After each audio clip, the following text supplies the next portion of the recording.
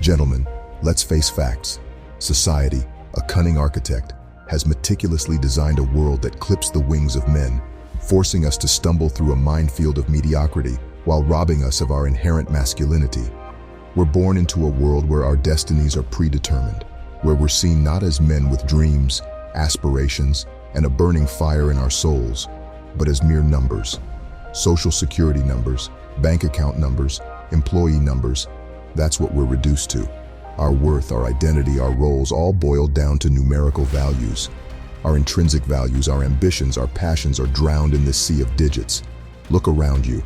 We're caught in a tide that pushes us into a gray ocean of sameness, a tide that's strong and relentless. We're expected to march to the drumbeat of conformity, losing our voices in a chorus of mediocrity.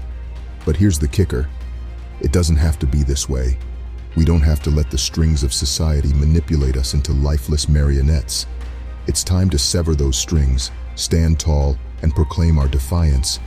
This veiled puppet master, this manipulator, didn't just appear from thin air. This sinister force has been sculpting our world, our roles, for centuries. Its influence is so deeply woven into our society's fabric that it's become almost invisible, yet its strings are wrapped tightly around us. Take a look at the history. The Industrial Revolution, hailed as the turning point of modern society, was also the catalyst for a silent crisis. This era shifted our roles dramatically, forcing us into factories, away from our integral roles as providers, protectors, and leaders. Men were no longer the lion protecting his pride, but a replaceable piece in a vast, faceless machine. We were pawns in a game, and the grandmasters were unseen, unchallengeable. This seismic shift didn't just reshape the landscape of labor. It planted a toxic seed in our minds, linking our self-worth to our earnings. We're taught that our value is determined by the figures on our paycheck. Manhood has become a twisted caricature of what it should be. We're pushed into equating worthiness with earnings, rather than the richness of our character, integrity, and contributions to our families and society. Today, we're submerged in a consumer-driven culture that constantly seduces us with the illusion of happiness. It's like a glossy veneer that hides the ugly truth. The latest gadget, the fanciest car, the flashiest clothes are paraded as symbols of success, but they're just smokescreens. They're distractions that blur our vision, keeping us from realizing our true purpose, our true potential. And who's pulling the strings behind this charade? The usual suspects: government, media, big pharma. They're the puppet masters, crafting a narrative that keeps men hooked on material possessions, making us dependent, and capitalizing on our insecurities. They've got us chasing ghosts while they consolidate power and control. Isn't it time we saw through their game? So how do we overthrow this puppet master? How do we sever these strings that bind us to a life of monotony? How do we reclaim our true essence? We rise. We rise not with violence, but with the strength of our minds, the integrity of our souls, and the conviction in our hearts. You see, our greatest weapons are not made of steel or lead, but of thoughts and words, free thinking, questioning the world around us, and seeking truth in all things. These are the weapons we must wield with precision. They're our armor against manipulation, the shields that deflect the torrents of deception. We must refuse to be swayed by the herd mentality that society pushes upon us. Next, financial independence. It's not about hoarding wealth or acquiring material possessions. It's about asserting control over our lives and not being tied down by financial chains. When we're free from the shackles of financial stress, we're free to pursue our passions, invest in our growth, and contribute to our communities in meaningful ways. Then comes health consciousness. We've been fed lies, literal and metaphorical, that weaken us from within. We're told that fast food, packed with additives and stripped of nutrition, is acceptable, but it's just another hook that lures us into a life of mediocrity. We must take back control of our bodies, fuel them with wholesome food, exercise, and cultivate a mindset that promotes well-being. Lastly, the courage to voice our thoughts openly. Society tries to muzzle us, to drown our individual voices in a sea of conformity. We need to rip off that muzzle, stand tall on the stage of life, and let our voices echo. It's about speaking the truth, challenging norms, and sparking conversations that matter. Together, these traits create a force that shakes the pillars of societal control. But it's not enough to just possess them. We need to hone them, to strengthen them with each passing day. This path we're on, this journey to break free from the puppet master's strings, demands us to focus on key areas of our lives. It demands us to question, to challenge, to revolt against the system that encourages complacency.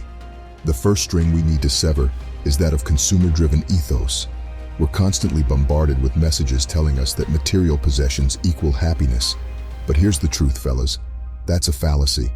Real fulfillment, real satisfaction comes from experiences, from relationships, from personal growth, not from the latest tech gadget or the flashiest car.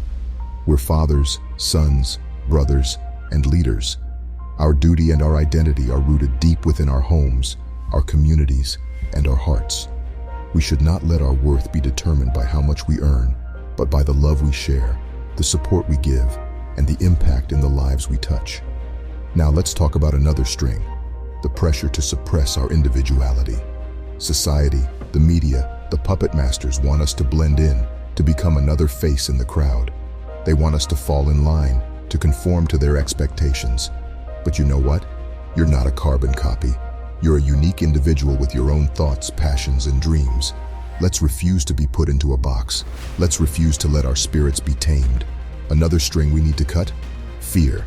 We're conditioned to be afraid.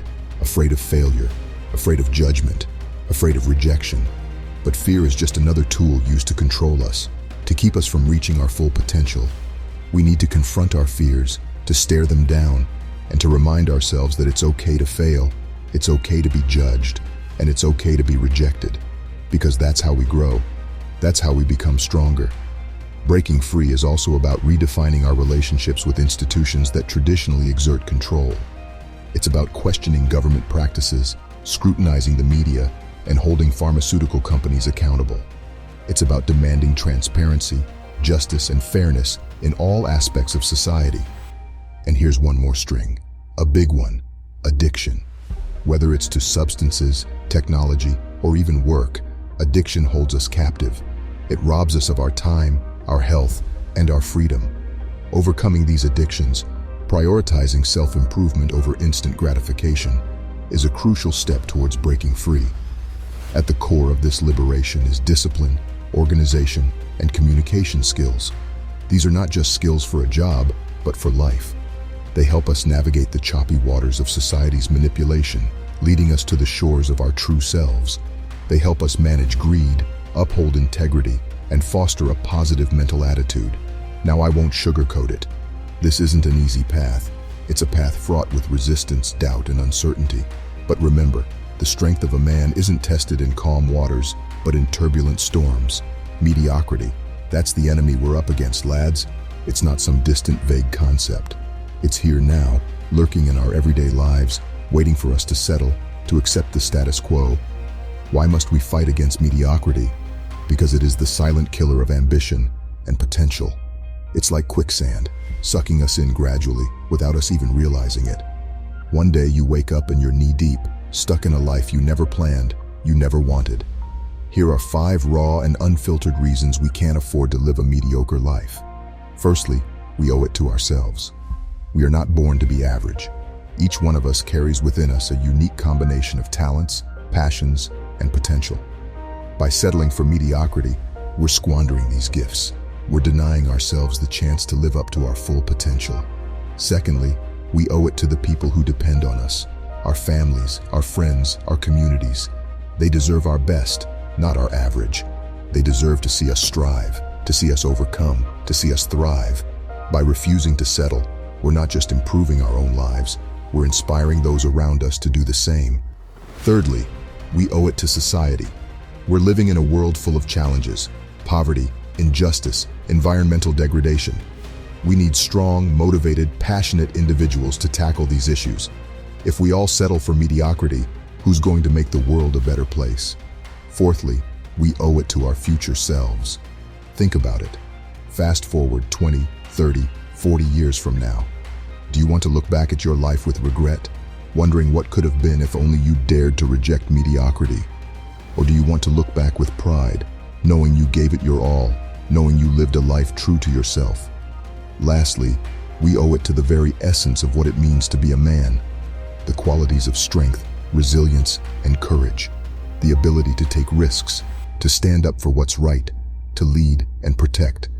These are not the traits of an average man. These are the traits of an extraordinary man. Make no mistake, brothers, the fight against mediocrity isn't an easy one. It requires us to constantly challenge ourselves, to step outside our comfort zones, to face our fears head on. But isn't that what makes life worth living? Isn't that what makes us feel alive? So there you have it, guys. The unvarnished truth. Society may try to herd us into mediocrity, into a life that's less than what we truly deserve. But we can resist. We have the power, the strength, and the will to break free, to rise above the fray, to stand as men of worth, of character, of honor. We don't have to be the playthings of puppet masters. We don't have to have our strings pulled by forces that don't have our best interests at heart. We can be our own masters, masters of our destiny, of our journey, of our life. And this journey, this path to freedom and authenticity, it's not a solitary one. We're in this together. We're a tribe, a brotherhood, united by a common goal, to live lives of meaning, of purpose, of fulfillment. So let's walk this path together. Let's support each other, inspire each other, challenge each other. Because together, we are unstoppable. Until next time, stay strong and be great.